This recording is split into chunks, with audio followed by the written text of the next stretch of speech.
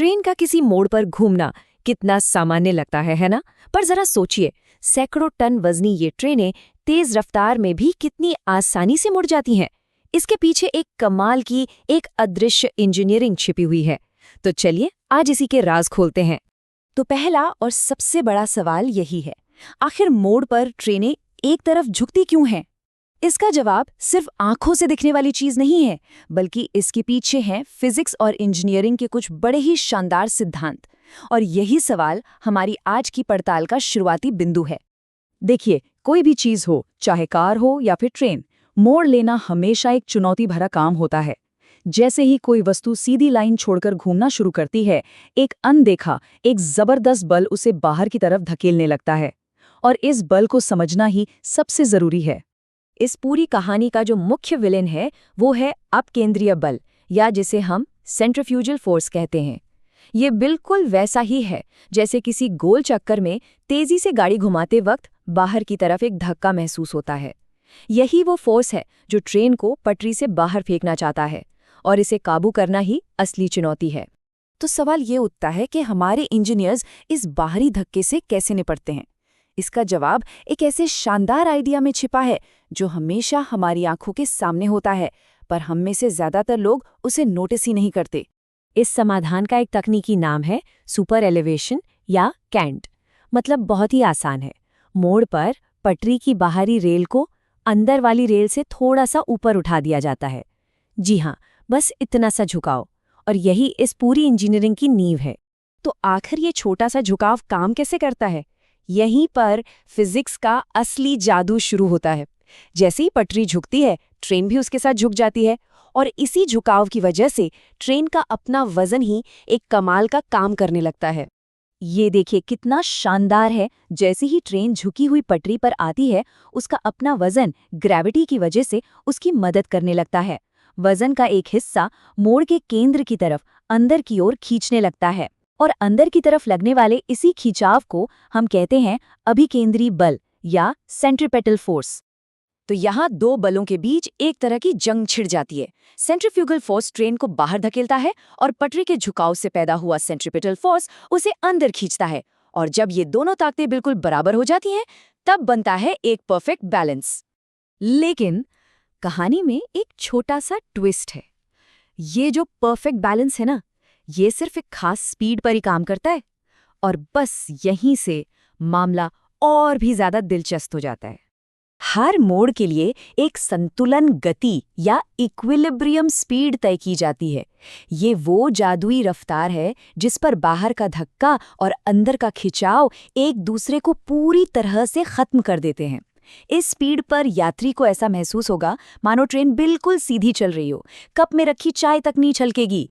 और यही सवाल हमें असल दुनिया की सबसे बड़ी चुनौती पर ले आता है, क्योंकि एक ही ट्रैक पर धीमी रफ्तार वाली मालगाड़ियां भी चलती हैं और सुपरफास्ट यात्री ट्रेनें भी।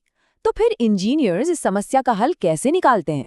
अगर ट्रेन तय स्पीड से ज्यादा तेज चलती है तो बाहरी धक्का जीत जाता है। इसे कहते हैं कैंट डेफिशिएंसी। इसमें यात्री को बाहर की तरफ एक खिंचाव महसूस होता है, और वहीं अगर ट्रेन बहुत धीरे चले तो अंदर का खिंचाव हावी हो जाता है। इसे कहते हैं कैंट एक्सिस, और इसमें ऐसा लगता है जैसे कोई अंदर की तरफ फिसल रहा हो। ठीक है, तो हमने मोड़ पर लगने वाले बलों को तो बैलेंस कर लिया, लेकिन एक और बड़ी चुनौती अभी भी बाकी है। वो ये कि एक सीधी सपाट पटरी से एक झुकी हुई घुमावदार पटरी पर ट्रेन को बिना कोई झटका दिए कैसे लाया जाए। जरा कल्पना कीजिए, एक सीधी सड़क से अचानक कोई 90 डिग्री के मोड़ पर आ जाए तो क्या होगा? एक जोर का झटका लगेगा। ठीक यही ट्रेन के साथ भी होगा। अगर सीधी पटरी अचानक से पूरी तरह झुकी हुई और घुमावदार बन जाए तो ये सफर को सिर्फ असुविधाजनक नहीं बल्कि खतरनाक भी बना देगा। और इसी झटके से बचाने के लिए इंजीनियर्स इस्तेमाल करते हैं संक्रमण वक्र या ट्रांजिशन कर्व का। ये सीधी पटरी और मुख्य गोलाकार मोड़ के बीच एक पुल की तरह काम करता है। इस खास हिस्से में पटरी का घुमाव और उसका झुकाव दोनों धीरे धीरे बढ़ते हैं ताकि ट्रेन बहुत आराम से मोड़ में दाखिल हो सके। तो एक आधुनिक मोड़ से गुजरने का पूरा सफर कुछ ऐसा होता है। ट्रेन सीधी पटरी से शुरू करती है, फिर वो ट्रांजिशन कर्व में आती है जहां घुमावों और झुकाव धीरे धीरे बढ़ता है। फिर वह मुख्य गोलाकार मोड़ पर पहुंचती है और बाहर निकलते वक्त एक दूसरे ट्रांजिशन कर्व से गुजरकर वापस सीधी पटरी पर आ जाती है। ये इतना सहज होता है कि हमें कोई झटका महसूस ही नहीं होता।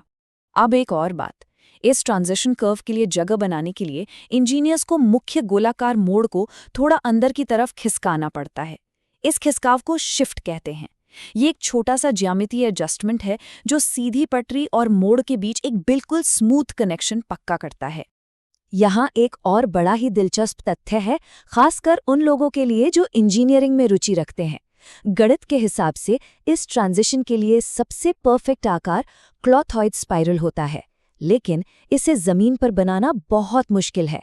इसलिए असल दुनिया में इंजीनियर अक्सर क्यूबिक पैराबोला का इस्तेमाल करते हैं, जो एक बहुत अच्छा विकल्प है और जिसे बिछाना कहीं ज्यादा आसान है।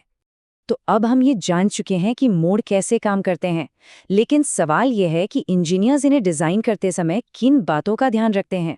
असल में यात्रियों की सुरक्षा और आराम के लिए कुछ बहुत ही सख्त नियम बनाए गए हैं। कुछ मुख्य नियमों पर नजर डालते हैं, जैसे पटरी के झुकाव में बदलाव की रफ्तार को लिमिट में रखा जाता है ताकि किसी को अचानक झटका ना लगे। इसी तरह पटरी के कुल झुकाव की भी एक सीमा होती है। क्यों? ताकि कोई बहुत धीमी गति से चल रही या रुकी हुई ट्रेन मोड़ पर अंदर की तरफ पलट ना जाए।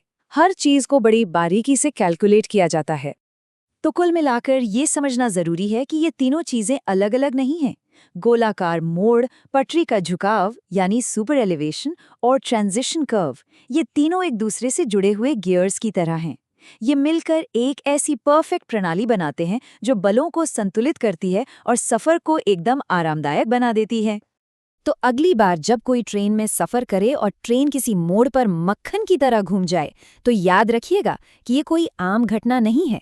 ये उस अदृश्य इंजीनियरिंग का नतीजा है जो हर मोड़ पर हमारे सफर को सुरक्षित और आरामदायक बनाने के लिए चुपचाप काम कर रही है।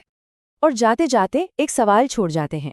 आज की इंजीनियरिंग 350 किलोमीटर प्रति घंटे की रफ्तार को तो आसानी से संभाल लेती है, लेकिन सोचिए जब ट्रेनें 500 किलोमीटर प्रति घंटे की रफ्तार से चलेंगी, तब सेंट्रीफ्यूगल फोर्स कितना ज्यादा होगा। उस जबरदस्त बल को काबू करने के लिए, इस साधारण से दिखने वाले मोड़ को सुरक्षित बनाने के लिए कैसी नई टेक्नोलॉजी की जरूरत पड़ेगी? ये सवाल भविष्य के इंजीनियरों के लिए एक बहुत बड़ी चुनौती है।